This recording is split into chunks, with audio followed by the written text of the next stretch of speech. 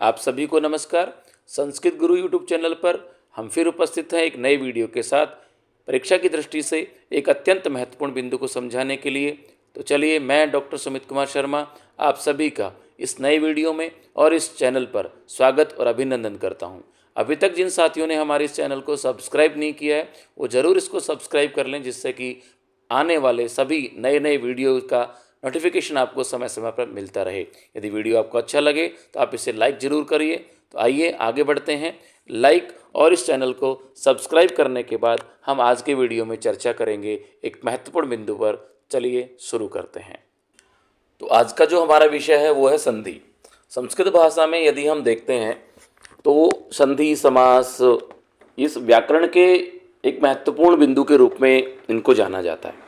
तो जो हमारे साथी कक्षा 6 से लेकर कक्षा 12 तक के विद्यार्थी हैं, या फिर जो कॉलेज में पढ़ रहे हैं, या फिर किसी भी प्रतियोगी परीक्षा की तैयारी कर रहे हैं, उनके लिए ये वाला जो विषय है बड़ा ही महत्वपूर्ण रहने वाला है।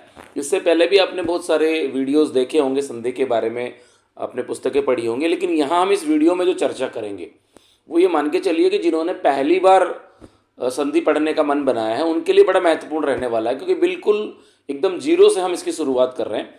और किस प्रकार से संधि करनी है, किस प्रकार संधि विच्छेद करना है, बिल्कुल बेहतरीन तरीके से हम इसको समझने का प्रयास करेंगे। तो लास्ट तक इस वीडियो को आप जरूर देखिएगा। चलिए बने रहिए वीडियो के साथ, आगे बढ़ते हैं। आज की इस वीडियो में सबसे पहले हम देखेंगे कि संधि किसे कहते हैं, है ना। आपने खूब पढ़ा भी होगा, खूब समझा भी होगा। तो सबसे पहले हम इसमें देखेंगे कि संधि है क्या। तो यहाँ लिखा हुआ है, दो वर्णों की अत्यंत समीपता के कारण होने वाले वर्ण विकार को संधि कहा जाता है।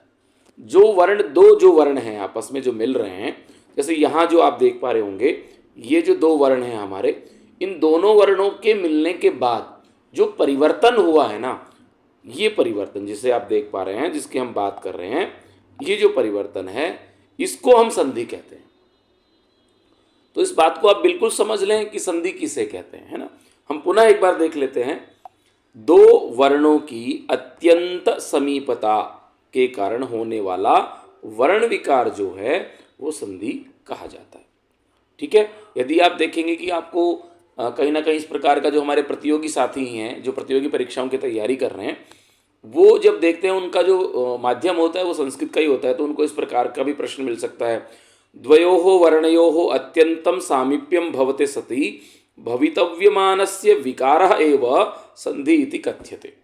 अर्थात दोनों वर्णों की अत्यंत समीपता के बाद उन दोनों वर्णों में जो विकार उत्पन्न होता है उसे हम संधि कहते हैं। अब थोड़ा देख लेते हैं कि भाई किस प्रकार से विकार उत्पन्न होता है। चलिए देखते हैं। यहाँ देखिए आप, हमारा जो मूल शब्द है वो है विद्यालयः। अब विद्यालयः जो शब्द है, उस विद्यालय शब्द को जब हम देखेंगे तो आप ये जरूर देखिएगा कि जिन दो वर्णों के बीच में संधि होती है ना, उन दोनों वर्णों का स्वरूप हमें सबसे पहले समझ लेना है। अब यहाँ हम देख रहे हैं कि इस शब्द को जब हम वर्ण विच्छेद करेंगे, कक्षा 6 में जब हम पहली बार संस्कृत भाषा से रूबरू होते हैं, तो वहाँ प्रत्येक शब्द का वर्ण विच्छेद, जिसे हम वर्ण वियोजन कहते हैं, और वर्ण संयोजन, ये सिखाया जाता है कि प्रत्येक शब्द का निर्माण होने में किन किन वर्णों का प्रयोग हुआ है। तो यहाँ हम देख पा रहे हैं ना, हमें जो दिखाई दे रहा है यहाँ पे, हम यहाँ देख पा रहे हैं कि विद्यालय जो है ये हमारा मूल शब्द है। अब इस विद्यालय में कौन कौन से मुख्य वर्ण हैं, ठीक है। यदि हम पूर्ण रूप से वर्ण विच्छेद करेंगे तो बहुत बड़ा हो जाएगा, लेकिन हम मूल वर्णों को अलग कर रहे हैं। जैसे हो गया वि, द्यो, या, लय, ये हमारे जो है मूल वर्ण है इसमें। अब संधि किन के बीच होनी है जी? संधि जो होनी है वो होनी है या और आ के बीच, इन दोनों वर्णों के बीच में होनी है, ठीक है। अब या जो है उसमें भी स्वर है ना, उसमें भी जो मूल वर्ण है उसे हमें छांटना पड़ेगा। तो हमने फिर से यहाँ पे क्या कर दिया जी, इनका पुनः जो है दोनों वर्णों को हमने अलग अलग कर दिया। य जो है उसमें आ की ध्वनि आ रही है, इसलिए ये अलग हो गया। आलय का प्रथम वर्ण जो है वो आ है, तो अब इन दोनों को मिलने के बाद जो बनता है वो बनता है आ। तो अब यहाँ वर्ण विकार के बाद में जो स्वरूप निकल के आया है वो है हमारा ये, ठीक है। अब इन दोनों वर्णों के मिलने के बाद जो स्वरूप बनेगा, वो जो हमारा स्वरूप बना है वो स्वरूप है आपका ये वाला, ठीक है। तो यहाँ चलिए पढ़ लेते हैं। ये कह रहे हैं, यहाँ आ धन आ का मेल होने पर आ ही शेष रहता है, और यह जो परिवर्तन है यही संधि कहलाता है। दोनों वर्णों के मेल के उपरांत जो हमारा मूल वर्ण बना है वो ही संधि कहलाता है। चलिए थोड़ा सा आगे बढ़ते हैं। अब हम बात करेंगे कि संधि के प्रकार कितने होते हैं। सामान्य रूप से जब हम बात करते हैं तो संधि के जो भेद होते हैं वो 3 कहे गए हैं। कौन कौन से कहे गए हैं जी? सबसे पहला है हमारा स्वर संधि, दूसरा व्यंजन संधि और तीसरा विसर्ग संधि। ये संधि के 3 मूल भेद कहे गए हैं। चलिए जी आगे बढ़ जाते हैं। आज हम जो चर्चा करेंगे वो हम करेंगे स्वर संधि के बारे में। ठीक है, इस वीडियो में हम स्वर संधि के बारे में चर्चा करने वाले हैं। और स्वर जो हैं उन स्वर वर्णों को अच वर्ण भी कहा जाता है, इसलिए इस संधि को अच संधि भी कहते हैं। तो यदि आपका प्रश्न आता है प्रतियोगी परीक्षा में कि निम्न में से अच संधि का उदाहरण है, तो आपको भ्रमित नहीं होना है, स्वर संधि को ही अच संधि कहते हैं। तो वहाँ भी आपको स्वर संधि का जो भी उदाहरण नजर आए उसको आप वहाँ ले सकते हैं। तो बस थोड़ा सा यहाँ पे केवल वर्णों का फेर है, स्वरों को अच कहा गया है, इसलिए स्वर संधि को अच संधि कहा जाता है। तो चलिए पढ़ लेते हैं। यहाँ पे स्वर संधि किसे कहते हैं? 2 स्वर वर्णों के अत्यंत समीपता के कारण होने वाले वर्ण विकार को स्वर संधि कहा जाता है। जैसे हमने पहले पढ़ा था, है ना, तो पहले भी यही बात हो रही थी कि भाई जो हमारे 2 वर्ण हैं उन 2 वर्णों की अत्यंत समीपता के कारण होने वाला वर्ण विकार संधि कहलाता है। अब यहाँ जब हम स्वर संधि की बात कर रहे हैं तो यहाँ पे कौन से वर्णों का है? यहाँ पे स्वर संधि है, तो स्वर वर्ण जो हैं उनमें अत्यंत समीपता होने से यहाँ स्वर संधि हो जाती है। कहा भी क्या है देखिए, द्वयोः स्वरवर्णयोः, यहाँ लिखा भी हुआ है, जब आप देखेंगे कि द्वयोः स्वरवर्णयोः अत्यंतम सामीप्यम भवते सति भवितव्यमानः विकारः एव स्वर संधि इति कथ्यते। 2 स्वर वर्णों के अत्यंत समीपता के बाद उन 2 वर्णों में होने वाले जो विकार है उस विकार को हम क्या कहते हैं जी? संधि कहते हैं। चलिए अब थोड़ा सा आगे बढ़ जाते हैं। हम आगे देखते हैं। सबसे पहले हम बात करेंगे दीर्घ संधि के बारे में। सबसे सरल और अत्यंत ये कहें कि बिल्कुल जो विद्यार्थी पहली बार संधि पढ़ रहे हैं यहाँ पे, उनके लिए बड़ा महत्वपूर्ण ये वीडियो है। उनको पहली बार में ऐसा लगेगा कि हमें तो संधि समझ में आ गई। तो चलिए थोड़ा सा पहले इसको पढ़ लेते हैं कि भाई स्वर संधि में दीर्घ संधि किसको कहा गया है। अब यहाँ देखिए इसका सूत्र दिया हुआ है, अकः सवर्णे दीर्घः। अब यहाँ थोड़ा सा जो हमारे ये कहें कि कॉलेज लेवल के जो विद्यार्थी हैं, जो प्रतियोगी परीक्षा के विद्यार्थी हैं, उनको यहाँ समझने में थोड़ी सरलता रहने वाली है, क्योंकि सूत्र पर आधारित जो प्रश्न आते हैं वो हमारे बड़ी कक्षाओं के विद्यार्थियों में या प्रतियोगी परीक्षाओं में पूछे जाते हैं। जो हमारे कक्षा 6 से लेकर के और 10 तक के या 12 तक के विद्यार्थी हैं, वहाँ ये जो है सूत्रों की बजाय सीधे जो है प्रश्न पूछे जाते हैं उदाहरण के साथ। लेकिन फिर भी चलिए हम बातचीत कर लेते हैं। हम बातचीत करते हैं हमारे स्वर संधि में जो दीर्घ संधि है उसके सूत्र के बारे में। तो यहाँ लिखा गया है अकः सवर्णे दीर्घः, अर्थात अक जो प्रत्याहार होता है उस अक प्रत्याहार में कौन कौन से वर्ण होते हैं? अक प्रत्याहार में वर्ण हो जाए जी अ, ई, उ, री और ली। ये 5 वर्ण जो आते हैं ये अक प्रत्याहार में आते हैं। ठीक है, तो इन 5 वर्णों के बारे में जो हम बातचीत करेंगे तो वो हम बातचीत करेंगे दीर्घ संधि। ठीक है, चलिए चर्चा आगे बढ़ाते हैं।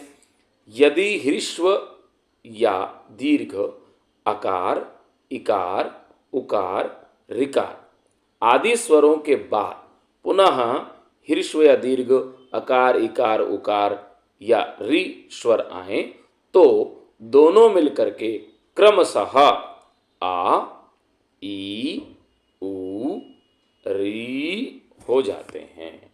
यहाँ आप इनको और सरलता से समझना चाहेंगे तो यहाँ भी आप देख सकते हैं, बड़ी सरलता से, बिल्कुल सरलता समझाया गया है कि यहाँ पे यदि अ अथवा आ के बाद पुनः अ अथवा आ में से कोई आता है तो दोनों के स्थान पर जो है आ ही शेष रहता है। ये थोड़ा सा आपको ध्यान देना है। उसी प्रकार इकार अथवा ईकार में से दोनों में से कोई भी एक हो, लेकिन उसके बाद में इकार अथवा ईकार में से कोई एक आता है तो उन दोनों के स्थान पर भी दीर्घ ईकार आदेश हो जाता है। उसी प्रकार उकार अथवा ऊकार में दोनों में से कोई भी एक हो और उसके बाद दूसरा जो हमारा शब्दांश है उसका जो प्रथम वर्ण है वो भी यदि उकार और उकार में से कोई एक होता है तो इन दोनों के स्थान पर भी दीर्घ जो है उकार आदेश हो जाता है। वही स्थिति जो है वो ऋकार में होती है। तो यहाँ थोड़ा सा आपको ध्यान देना है कि किस प्रकार से यहाँ जो है परिवर्तन होता है। यहाँ आप देखेंगे किस किस प्रकार से उनको जो है आदेश हो जाता है। अब एक थोड़े से हम एग्जाम्पल देख लेते हैं। आप देखिए यहाँ पे बहुत सरलता से यहाँ समझाया गया है। मूल जो शब्द है वो है जी पुस्तकालय। ठीक है, अब पुस्तकालय जो शब्द है उसमें आप जो रक्त वर्ण का ये का देख पा रहे हैं, ये क्या है जी, ये संधि वर्ण है। ठीक है, ये हमारा जो है संधि अक्षर है, इसमें संधि हुई है। अब जी इसको अलग अलग करेंगे तो कैसे करेंगे जी, पुस्तक धन आलय। अब क्या करेंगे, सबसे पहले जिन वर्णों में संधि होनी है उनका हम चयन कर लेंगे। यहाँ दो वर्ण हैं जी, कौन कौन से जी, एक तो ये हो गया आपका क और एक हो गया आपका आ। इन दोनों में क्या होनी है, संधि होनी है। तो अब इन दोनों में जब हम बात कर रहे हैं स्वर संधि की, तो हम इन दोनों में से स्वर छांट लेंगे। अब जो हमने पहले वाला देखा है, जो हमारा आ है वो तो स्वयं अपने आप में स्वर है, लेकिन इधर जो क है उस क में किसकी ध्वनि आ रही है, अ की ध्वनि आ रही है। यहाँ आप देख भी पा रहे होंगे क को भी हमने अलग अलग कर दिया है ना, क में अ की ध्वनि आ रही है, यहाँ पे आ है। अब क्या करना पड़ेगा जी, अ और आ ये दोनों मिलकर के क्या बनेंगे, आ बनेंगे। बस ये देखना है हमें। जब हम इसको समझ लेंगे तो हमें संधि में कतई समस्या नहीं, यानी कि जब इन दोनों को मिलने के बाद में आ बनता है, और यही स्थिति जो है आपकी यहाँ पे पुस्तकालय में बन रही है। तो बस थोड़ा सा आपको स्पष्टता बनानी है। उसी प्रकार के उदाहरण नीचे भी दे रखे हैं। जब आप नीचे की तरफ देखेंगे तो वहाँ भी यही सारे उदाहरण हैं। इसको आप देखेंगे, यहाँ भी क्या है जी, दैत्य धन अरिही, दोनों को मिलाने के बाद जो रूप बनेगा बनेगा दैत्यारिही। अब कैसे बनेगा जी, यहाँ जब आप देखेंगे तो यहाँ भी आप जब इसको अलग अलग कर लेंगे तो दैत्य का जो यह उसमें अ की जो है ध्वनि आ रही है, जबकि अरि जो है उसका मूल जो है उसमें प्रथम वर्ण अकार है। तो अब यहाँ पे अकार और अकार दोनों मिलने के बाद जो स्वरूप बनेगा वो बनेगा जी आ, और उन दोनों को मिलाने के बाद दैत्यारिही ऐसा शब्द बन करके आता है। ठीक है, उसी प्रकार से आपको और भी एग्जाम्पल्स यहाँ दिखाए गए होंगे, आप देख ही पा रहे होंगे, है ना। तो यहाँ इन दोनों एग्जाम्पल को भी आप समझ गए। फिर मुझे बताइए कि किस प्रकार से ये स्वरूप जो है दोनों बने हैं। ठीक है, दूसरा भी आपके सामने ही है, आप इसको भी समझ सकते हैं। यहाँ भी आप देखेंगे, यहाँ आप देखिए कि इसमें जो है गिरी जो हमारा मूल शब्द है इसमें इकार की ध्वनि है री में, उसी प्रकार इंद्र का प्रथम वर्ण ई है। दोनों मिलने के बाद क्या बनेगा, दीर्घ इकार, और जोड़ने के बाद रूप बनता है गिरीन्द्रः, अर्थात पर्वत का राजा गिरीन्द्रः। उसी प्रकार की स्थिति जो है यहाँ आप देख पा रहे हैं। अब यहाँ थोड़ा सा समझने की बात करनी है आपको। देखिए यहाँ हम बात कर रहे हैं तो यहाँ जो स्थिति है, यहाँ जो स्थिति है वो है ए धन आ, यहाँ स्थिति है ए धन अ, यहाँ स्थिति है ई धन ई, यहाँ स्थिति है ई धन ई। अर्थात यहाँ पे ह्रस्व और दीर्घ दोनों ही प्रकार के स्वर वर्ण हैं, लेकिन जो आदेश हो रहा है वो बिल्कुल इसी प्रकार का आदेश हो रहा है, दीर्घ वर्ण आदेश हो रहा है। आप यहाँ फिर से भी देख सकते हैं, ये अकार है, आकार है, ईकार है, ईकार है। इस प्रकार से आप यहाँ पे देख सकते हैं। थोड़ा सा आपको ध्यान देना है, ये हमारे जो दीर्घ संधि के उदाहरण है। चलिए थोड़ा सा और समझ लेते हैं दीर्घ संधि के उदाहरणों को। यहाँ हम जो है थोड़ा सा आगे बढ़ते हैं और देखते हैं। इससे पहले हमने जो पढ़ा था वो इन दोनों के स्वरूप को हमने जानने का प्रयास किया था, अकार और ईकार के स्वरूपों को। अब जो हमारे पास है वो अगला जो स्वरूप है वो है इन दोनों का। हम इन दोनों की बात करेंगे। तो यहाँ फिर से आप देख लीजिए, क्या देख रहे हैं जी, हम यहाँ देख रहे हैं जो मूल शब्द बना है वो बना है सूक्ति ही।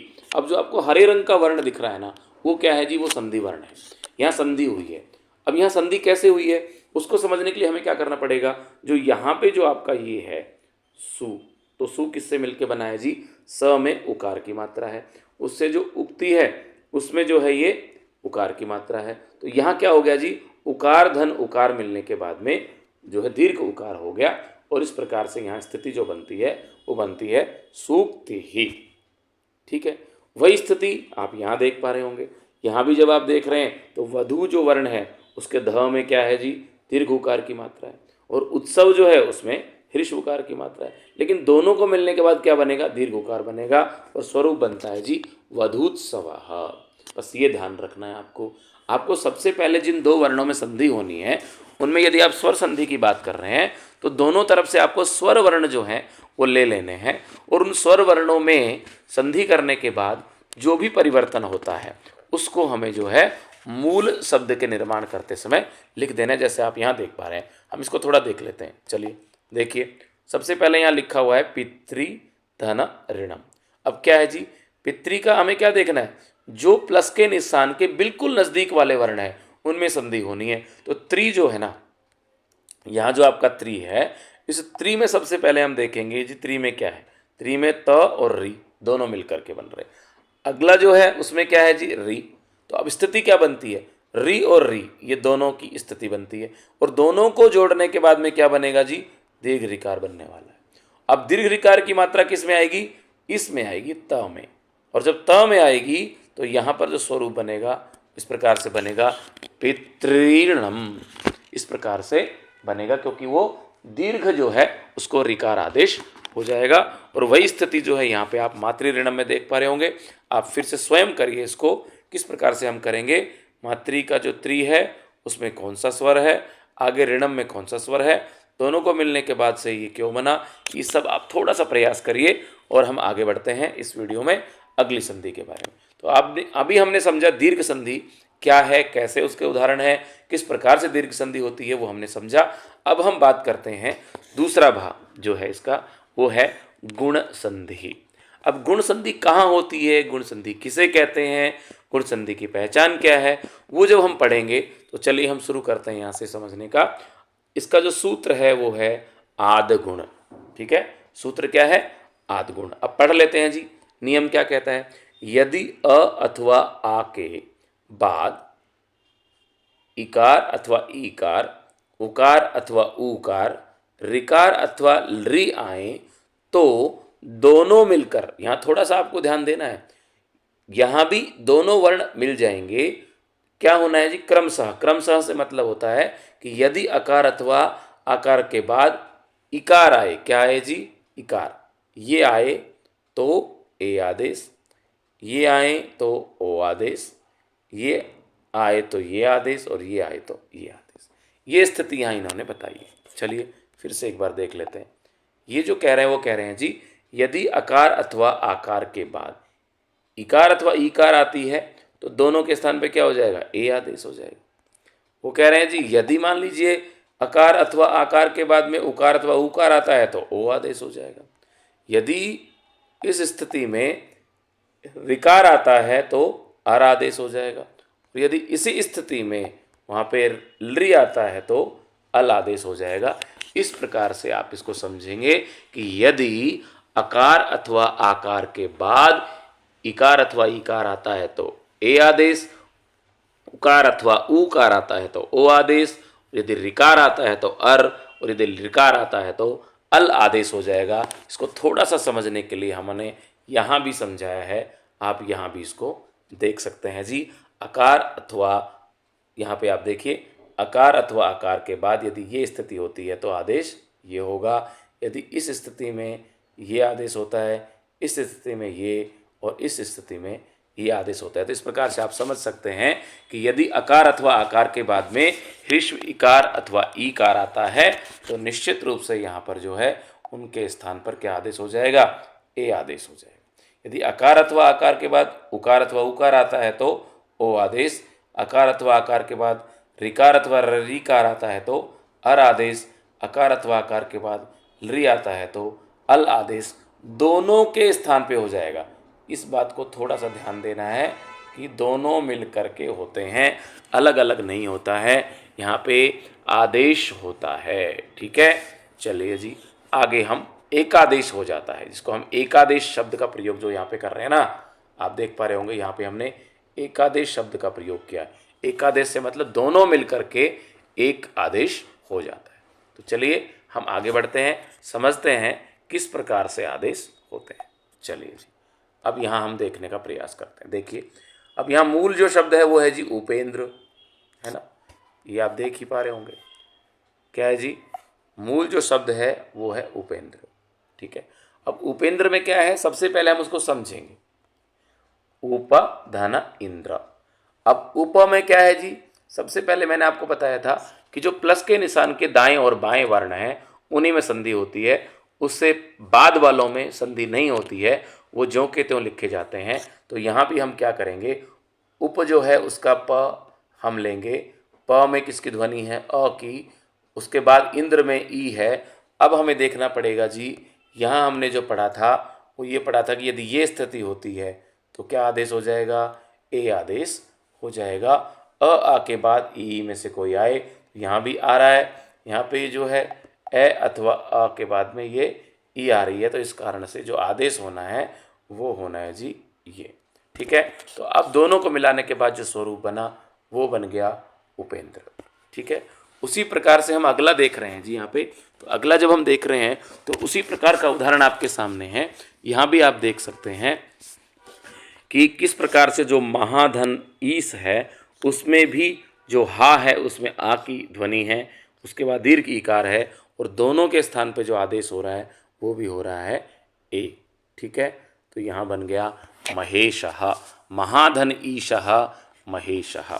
ये इसी प्रकार के उदाहरण जो है आगे भी दिए हुए हैं। केवल जो स्वरूप का अंतर है वो है जी, या तो प्लस के निशान से इधर ए है या आ है, या प्लस के निशान के बाईं ओर अ और आ के बाद दाईं ओर ई अथवा ई है। तो ये स्थिति यदि आती है तो यहाँ पे इकार आदेश न हो करके एकार आदेश हो जाता है। उसी प्रकार के उदाहरण जो है यहाँ भी दे रखे हैं, आप देख लीजिए जी। गणेशः, गणेश में क्या है, गण धन ईशः। उसी प्रकार लतेव में क्या है जी, लता धन ईव है। वही स्थिति है जो पहले है। अब आपको सिर्फ ये देखना है जी, यदि प्लस के निशान के बाईं ओर अ अथवा आ में से कोई स्वर हो और प्लस के दाईं ओर जिस प्रकार से यदि ई अथवा इकार आता है तो वहाँ पे दोनों को मिला करके ए आदेश हो जाता है। ये आप बिल्कुल यहाँ पे समझ पा रहे होंगे। आप थोड़ा सा देखेंगे तो ये चीज़ें आपको समझ में आ जाएंगी। उसी प्रकार के उदाहरण यहाँ भी दे रखे हैं, तो आप इनको देखेंगे। भाग्योदय कैसे बना, भाग्य धन उदय, क्योंकि यहाँ पे अकार और उकार की स्थिति के बाद में दोनों के स्थान पे क्या आदेश हो गया जी, दोनों के स्थान पे जो आदेश होना है वो होना है ओ। तो देखिए भाग्योदय में अ और उ मिलकर के ओ बन गया, और यही स्थिति आपको यहाँ समझाई गई है। अ अथवा आ के बाद उ अथवा ऊ कार आए तो दोनों के स्थान पे ओ आदेश हो जाता है, और उसी प्रकार से यहाँ जो बना है वो बना है भाग्योदय। उसी प्रकार नरधम उत्तन में भी यही है, नर धन उत्तमः, यहाँ भी नरोत्तमः, क्योंकि अ और ऊ के बाद जो स्थिति बन रही है वो बन रहा है ओ। ठीक है, उसी प्रकार की स्थिति जो है इन दोनों में बन रही है नीचे वाले उदाहरणों में। यहाँ भी आप इनको देख सकते हैं, बिल्कुल सेम वही स्थिति है जो आपने यहाँ पढ़ी थी, तो यही आदेश यहाँ भी होना है। ठीक है, चलिए आप इसका स्क्रीनशॉट भी ले सकते हैं, और बार बार आप प्रत्येक एक एक जो है शब्द को आप अभ्यास करिए। अपनी पाठ्यपुस्तक में जो भी आपके प्रश्न दिए हुए हैं किसी भी पाठ के पीछे, वहाँ जो भी संधि वाले प्रश्न हैं उनमें छाटिए कि जो यहाँ पढ़ाया जा रहा है क्या वो उसमें है कि नहीं। आप अपनी पाठ्यपुस्तक को खोल लीजिए, परीक्षा की तैयारी तो आपको करनी ही करनी है। आप अपनी नोटबुक को खोलिए, आप अपनी बुक को खोलिए, और वहाँ जितने भी संधि के उदाहरण हैं उनमें आप इस प्रकार का जो भी आपको वहाँ पे स्ट्रक्चर नजर आए उसको आप समझेंगे, और यहाँ आकर के उसको किस प्रकार हल करना है ये भी आप जान जाएंगे। तो चलिए आगे बढ़ते हैं, गुण संधि के अन्य उदाहरणों को देखते हैं। तो गुण संधि के जो अन्य उदाहरण है उसमें दिया हुआ है जी, अ अथवा आ के बाद री अथवा री आए तो उसको अर आदेश होते दोनों के स्थान पे। अ अथवा आ के बाद यदि री आती है तो अल आदेश हो जाता है। उसी को यहाँ समझाया गया है, आप देख पा रहे होंगे। देवऋषि जो शब्द बना है उसमें क्या है जी, अ और र, यही स्थिति जो आप यहाँ देख पा रहे हैं वही सेम स्थिति यहाँ पे आपके सामने आ रही है। आप देखिएगा उसको कि भाई जो ये वाली स्थिति है वो यहाँ है, अ अथवा आ के बाद री आ रहा है तो दोनों के स्थान पे अर आदेश हो रहा है, और उसी से जो बन रहा है वो बन रहा है जी देवर्षि। ठीक है, चलिए अगला देख लेते हैं। यहाँ भी क्या है जी, यहाँ भी क्या है महा, तो महा में किसकी ध्वनि आ रही है, आ की, और ऋषि का मूल क्या है जी री। इन दोनों के स्थान पे जो आदेश होना है वो होना है ये वाला अर आदेश होना है, जो है आप देख पा रहे होंगे अर आदेश हो गया, स्वरूप बना महर्षि। ठीक है, तो ये स्थिति जब भी आपके सामने आए तो आपको ये ध्यान रखना है कि यदि अकार अथवा आकार के बाद कोई री स्वर आता है तो उन दोनों को मिला करके अर आदेश हो जाएगा।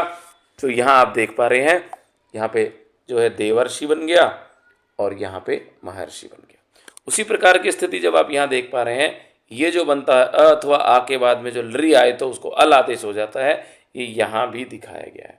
अ अथवा आ के बाद यदि लृ आए तो उन दोनों के स्थान पे अल आदेश हो जाता है। कैसे हो जाता है उसको हम थोड़ा सा समझेंगे।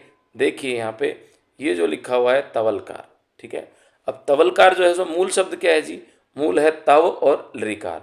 तो उन्होंने बोला कि यदि अ के बाद लृ आए तो उनके दोनों के स्थान पर अल आदेश हो जाता है। तो तवलकार जो रूप बनता है इसी प्रकार से बनता है तव धन लृकारः तवलकारः। क्योंकि जो यहाँ आप जब थोड़ा सा देखेंगे ना तो आपकी समझ में वो चीज़ आ ही जाएगी कि भाई जो व है उस व में ए की ध्वनि है, लृ का पहला जो है वो इस परिस्थिति में दोनों को मिलाने के बाद अल बनेगा। तो अल बनेगा तो अब इस अ के इसमें मिल जाने से ये जो अ आप देख पा रहे हो इसके इसमें मिलकर के अल बनने से अब जो है ये जो अल का जो ए है वो अल का ए जो है वो इस व में चला जाएगा और जो ल है वो हलंत हो जाएगा। तो इस प्रकार से यहाँ तवलकार ऐसा रूप बनेगा। उसी की स्थिति में आप यहाँ देखेंगे तो माला धन लृकार लिखा हुआ है, तो माला में किसकी ध्वनि आ रही है जी, आप यहाँ फिर देख पा रहे होंगे ये स्थिति, और ये स्थिति कहाँ से आई, ये स्थिति आपकी यहाँ से आ रही है। तो इसको हो जाएगा जी अल आदेश। तो माला धन लृकारः माललकार बनेगा। आप इसको जरूर ध्यान रखिएगा, यहाँ पे मालालकार नहीं बनेगा, बस इस बात को ध्यान रखिए, ये बिल्कुल नहीं बनेगा क्योंकि आ जो है उस आ और लृ इन दोनों को मिलकर के ही क्या बना है, अल बना है। तो आ की मात्रा किस में बदल जाएगी, अ में। उसी प्रकार से माला जो है वो बन जाएगा माल, ठीक है। तो बस थोड़ा ध्यान देना है, आपको समझना है कि कैसे कैसे हम इसको सही तरीके से कर सकते हैं, हल कर सकते हैं। चलिए आगे बढ़ते हैं। अब हम बात करेंगे वृद्धि संधि के बारे में। तो जो वृद्धि संधि है उसका जो अपना एक सूत्र है जो बड़ी कक्षाओं के लिए है, वो सूत्र यहाँ लिखा हुआ है जी वृद्धि रेची, ठीक है। कि जो एच में आते हैं उनकी वृद्धि संज्ञा हो जाती है, वृद्धि संधि हो जाती है। ये बता रहे हैं, ये कह रहे हैं कि यदि अ अथवा आ के बाद ए आई अथवा ओ आई आए तो दोनों मिलकर के आई और औ एकादेश हो जाता है। एकादेश से मतलब दोनों मिलकर के एक हो जाते हैं, ये इसमें समझाया गया है। जैसा कि आप यहाँ भी देख पा रहे होंगे, मैं आपको दिखा देता हूँ कि यहाँ जो वृद्धि संधि का जो स्वरूप है वो वृद्धि संधि का स्वरूप जो है इस प्रकार से आ रहा है। पहला जब आप देख पा रहे होंगे तो यहाँ दिखा रखा है, देखो ममैव दिखा रखा है, और यहाँ पे क्या है, मम जो शब्द है उसके अंतिम मकार में अकार है और एव में ए है, और इन दोनों को मिलकर के बनता है आई, और इस प्रकार की ध्वनि आती है ममैव। इस प्रकार से आप यहाँ पे देख पा रहे हैं। अब थोड़ा सा आपको ध्यान देना है जी, वृद्धि संधि की पहचान कैसे करेंगे। वृद्धि संधि में आप जब भी देखेंगे आपको बस ये देखना है कि जो मध्य में कोई जो स्वर जो आएगा वो आएगा आई, ये वाला स्वर आपको मध्य में दिखाई देगा, इसलिए मैंने इसको रेड किया हुआ है। आप इसको समझ लें किस प्रकार से आपको जो है संधि और संधि विच्छेद करना है, क्योंकि न केवल संधि करनी है, आपको संधि विच्छेद भी करना है। दोनों ही प्रकार के प्रश्न पूछे जाते हैं, तो थोड़ा सा आपको ध्यान रखना है, और ध्यान रखने के साथ साथ आप ये समझेंगे कि आपने कैसे अपने इस काम को आगे बढ़ाना है। तो यहाँ दूसरा एग्जाम्पल हम देख लेते हैं। जैसा कि आप यहाँ पे देख पा रहे हैं, यहाँ पे जब भी आप देखेंगे तो दूसरा जो है वो है जी सदैव, और सदैव में क्या है जी, सदा में आ की ध्वनि है, ए में ए की ध्वनि है, ये दोनों मिलकर के जो बनेगा वो आई बनेगा। जैसा कि आप यहाँ देख पा रहे हैं कि ये जो स्थिति होती है तो यहाँ पे आई का आगमन होता है, आई एकादेश हो जाता है, और इस प्रकार से यहाँ जो स्वरूप बनता है वो बनता है सदैव। वैसा ही स्वरूप यहाँ भी बनेगा। यदि आप थोड़ा देख लें इसको, देवधन ऐश्वर्यम, इसमें ऑलरेडी जो है वो दीर्घ ऐकार है। दीर्घ तो इसको क्या कहेंगे, तो संयुक्त जो है स्वर वर्ण एक तरह से, लेकिन आई की जो ध्वनि यहाँ पे आ रही है तो उन दोनों को मिलाने के बाद जब हम देखेंगे ये जो स्थिति यहाँ बनती है, ये स्थिति यहाँ इस प्रकार से दिखाई देती है।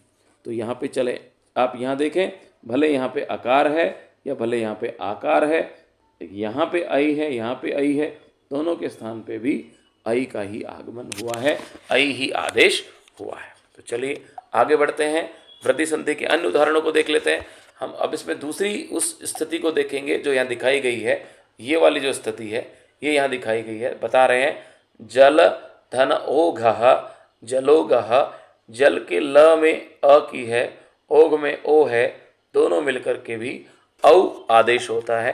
ये हमने इसको समझने का प्रयास किया। तो ये जो स्थिति बनती है, ये बिल्कुल स्थिति जो है यहाँ से ये दिखा रखी है, अकार अथवा आकार में से कोई एक हो बाईं ओर, और प्लस के दाईं ओर ओकार अथवा औकार में से कोई एक हो, तो दोनों मिलकर के यहाँ पे औ आदेश हो जाता है। जैसा आप यहाँ देख पा रहे हो, विद्या में क्या है, आ की मात्रा है, औचित्यम में ओ है, दोनों मिलकर के बनेगा विद्योचितम। इस प्रकार से बन जाता है। यह स्थिति जो है अग्रिम में आती है। तो आप यहाँ देख पा रहे हैं, मामधन औत सुक्यम, दोनों स्थिति यही है जो यहाँ दिखाया गया है। और आ में से यदि कोई औ या औ में से आता है तो उसको दीर्घादेशी होगा, और यहाँ पे जो स्वरूप बनता है वो बनता है ममौत सुक्यम। ये यहाँ पे निकल करके आ जाता है। चलिए आगे बढ़ते हैं। अब हम बात करेंगे अग्रिम भाग यण संधि के बारे में। यण संधि के जो हमारे साथी हैं, जो प्रतियोगी परीक्षा की तैयारी कर रहे हैं, उनके लिए यण संधि का सूत्र बड़ा महत्वपूर्ण है, वो जरूर इसको याद कर लें। यण संधि का जो सूत्र है वो है इको यणची, अर्थात इक के स्थान पे यण आदेश हो जाता है अची परे होने पर। तो ये सूत्र उनकी समझ में आएगा।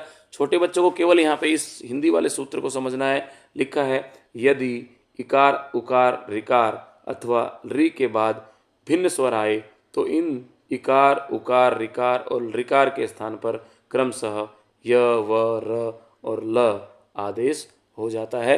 इस बात का थोड़ा सा ध्यान रखना है यण संधि के बारे में जब हम बातचीत करेंगे। यहाँ पे दिखाया गया है कि इकार अथवा ईकार के बाद कोई भिन्न स्वर आता है तो उसको ये आदेश हो जाता है। किसको?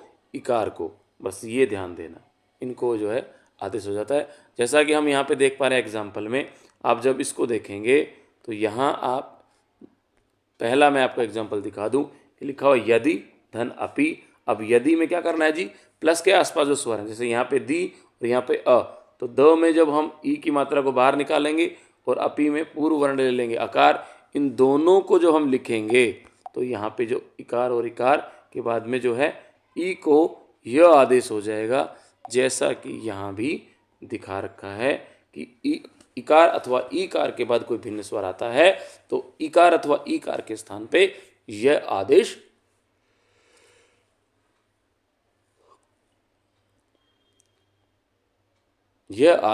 हो जाता है।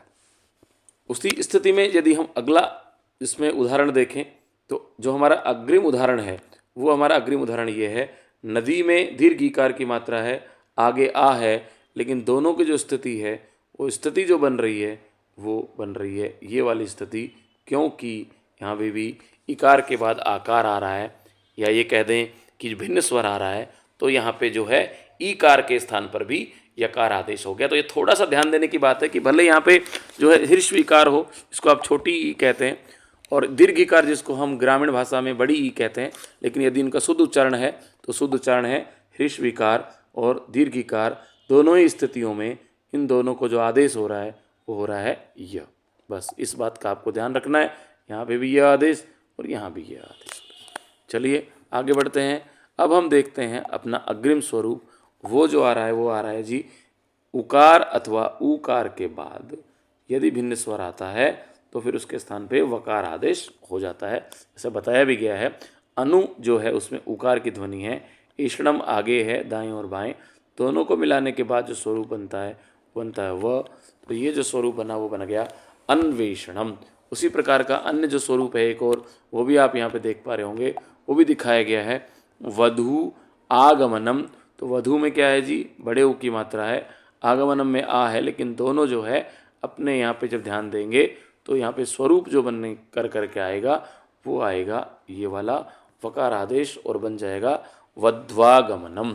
इस बात को थोड़ा सा ध्यान रख के हम आगे बढ़ेंगे। और यहाँ जो अग्रिम है जो आप यहाँ देख पा रहे हैं, उसके लिए यहाँ स्थिति जो बनाई गई है वो स्थिति यहाँ ये बनती है कि ऋकार के बाद यदि पुनः जो है कोई स्वर आता है तो क्या हो जाएगा, उसको र आदेश हो जाएगा। जैसा कि यहाँ भी दिखाया गया, आप इसको देख सकते हैं, बहुत बेहतरीन तरीके से यहाँ सिखाया गया है। री के बाद यदि ऊ आता है तो री को र आदेश हो जाएगा और स्वरूप बनेगा पितृपदेश। ठीक है, पितृपदेश, ये ऐसा यहाँ पे बनेगा। अग्रिम जो हम देख रहे हैं यहाँ पे ये दिया हुआ है मातृधन आज्ञा, तो मात्री में जो त्री है उसमें क्या है, किसकी ध्वनि है, त में री, और आज्ञा में आ, दोनों मिलकर के जो है री को र आदेश हो जाएगा, और यहाँ पे जो स्वरूप निकल के आएगा वो आएगा जी मात्राज्ञा। ठीक है, चलिए अग्रिम देखते हैं। यहाँ एक और व्यवस्था है कि भाई यदि ये स्थिति होती है, कौन सी वाली, कौन सी वाली, यदि ये स्थिति होती है, कौन सी वाली, जो आप यहाँ देख पा रहे हैं, यदि लृ के बाद आकार आता है या कोई भिन्न स्वर आता है तो लृ के स्थान पर लय आदेश हो जाएगा, जैसा कि आप यहाँ देख पा रहे हैं। तो ये बन गया लाकृति ही, लृ धन आकृति लाकृति ही, और लृ धन आकारः लाकारः, दोनों ही उदाहरण जो है बड़े महत्वपूर्ण है।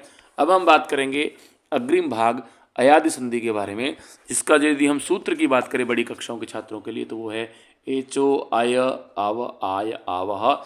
इसको अलग अलग भी यदि हम लिखेंगे तो यहाँ पे वो कह रहा है यदि ए ओ आई औ के पश्चात कोई स्वर वर्ण आता है तो ए ओ आई और औ के स्थान पर क्रमशः हम कर देंगे जी, जैसा आपको यहाँ देखने को मिल रहा होगा। ए के बाद भिन्न स्वर आया अय आदेश, ओ के साथ भिन्न स्वर आया अव आदेश, आई के साथ स्वर वर्ण यदि आप देख पा रहे हो कोई तो उसको हो जाएगा आय, यदि औ के बाद कोई स्वर वर्ण आता है उसको हो जाएगा आव। तो ये स्थिति जो है आपके सामने है। चलिए अब हम इसके थोड़े से एग्जाम्पल देख लेते हैं। जब आप इसे यहाँ देखेंगे तो लिखा हुआ है, देखिए ने धन अनम, तो ने में किसकी मात्रा है जी, ए की, और अनम का पूर्व जो स्वरूप है वो है जी अ। तो यदि ए के बाद में अ आता है तो हमने पहले भी पढ़ा था यहाँ पे अय आदेश हो जाएगा, तो स्वरूप जो बनेगा वो बनता है नयनम, ये जो है मूल है उसका। उसी प्रकार से हम दूसरे एग्जाम्पल को देखें तो यहाँ भी ने धन अकह लिखा हुआ है, स्वरूप बनेगा नायकः, न में जो है ए की मात्रा है और ए के बाद में जो है अकार आने से उसको पुनः जो है आई हो जाएगा, फिर स्वरूप आकर के बन जाएगा ये। ठीक है, उसके बाद अगला जो है उसमें लिखा हुआ है जी भो धन अनम, भो धन अनम ऑलरेडी लिखा है, भो धन अनम भवनम लिखा हुआ है, तो उसे जो है देखना पड़ेगा कि भ और ओ के बाद ये स्थिति जो है वो ये बन रही है। आप इसको देख सकते हैं, ये वाली जो स्थिति है सेम ये वाली स्थिति यहाँ पे जो है ये बन रही है जी। ओ के बाद स्वर वर्ण, तो यहाँ भी जो ओ है उसके बाद में स्वर वर्ण आ रहा है, कुल मिलाकर के ओ बन गया, तो यहाँ स्थिति जो है ये अव की बन जाती है। उसी से मिलता जुलता यहाँ पे है पौ धन अकह, तो उसमें भी वही बातें हैं कि पौ में जो ओ की मात्रा है वो अकह का अ दोनों मिलकर के औ आदेश हो जाएगा, और ये उनका जो है बच्चे समझ जाएंगे उसमें।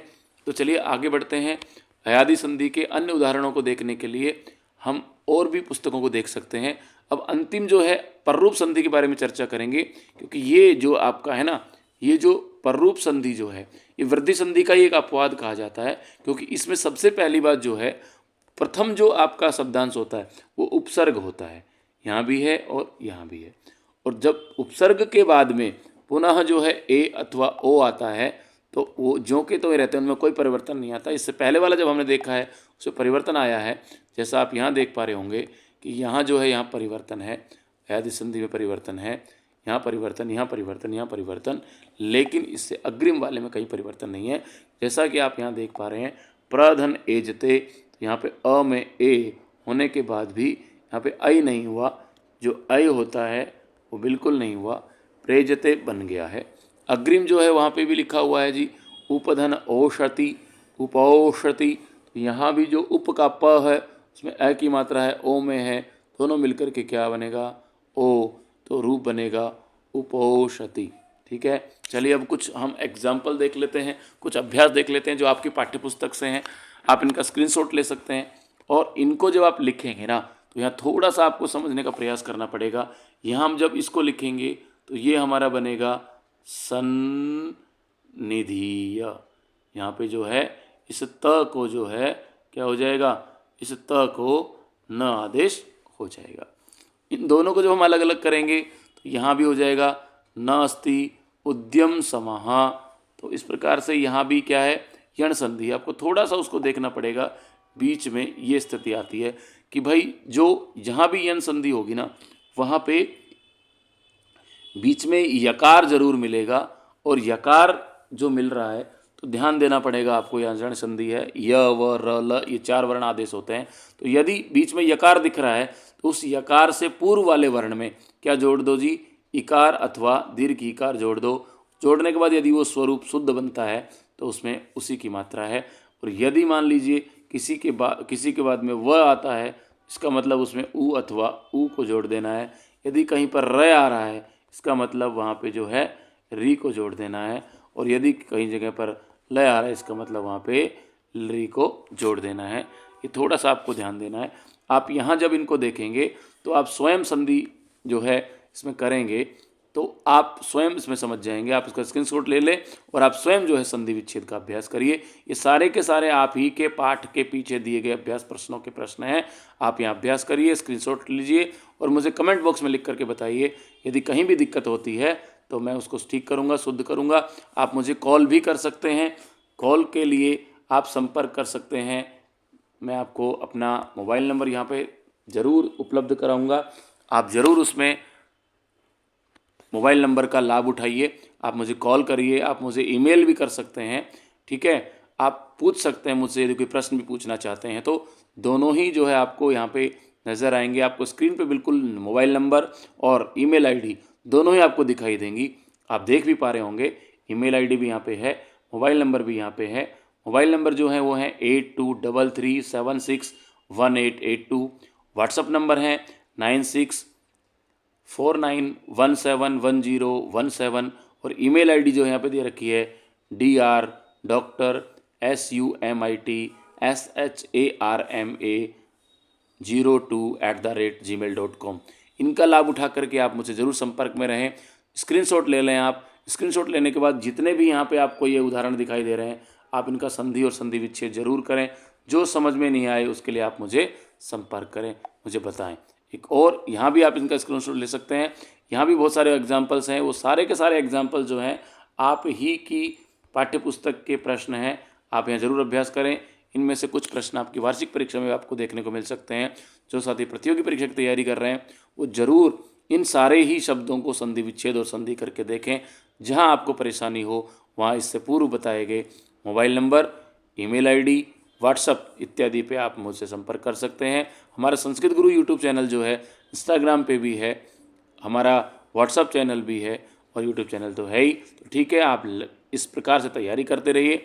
आप सभी का बहुत बहुत धन्यवाद। जुड़े रहिए संस्कृत गुरु यूट्यूब चैनल के साथ। हम फिर मिलेंगे एक और नए वीडियो में, एक और नए बिंदु के साथ परीक्षा की दृष्टि से। तब तक के लिए अभ्यास करते रहिए, प्रयास करते रहिए। सफलता आपको निश्चित रूप से मिलेगी। नमस्कार।